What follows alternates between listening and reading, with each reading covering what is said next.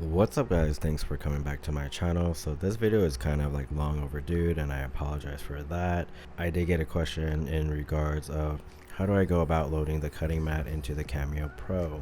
So I know there's two ways to do this, and you can always go ahead and press the load button and quickly slide in the mat, but I don't recommend doing it that way because you got to be pretty accurate and pretty fast.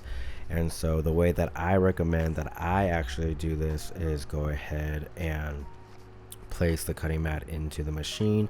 You'll feel that it kind of stops, and so from there on, I hold it in place, press the load button, and as you can see, it went in smoothly.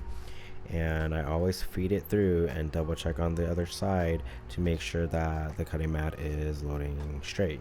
As you can see again in this different angle, placing it up against a little ridge that's right there by the two arrows, and hit load, and it should load in like that, and then go ahead again and run the cutting mat through, which I would have the vinyl on there instead of the cover sheet there.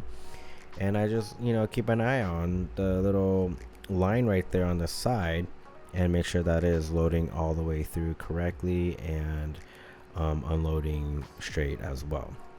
And so that is the way that I load the cutting mat into the CameoPro, the same way that I would do with loading the roller feeder with just the vinyl itself without the cutting mat. I use the same method, always kind of just slide it through to where it kind of stops as I align it to the side. If you do have issues, go ahead and lift that lever up and move these stabilizer rollers, and I think that's where it's at. If your rollers are not in the right place, I think that can cause a reason why your cutting mat or your vinyl is not loading in straight. So I hope that this video helps.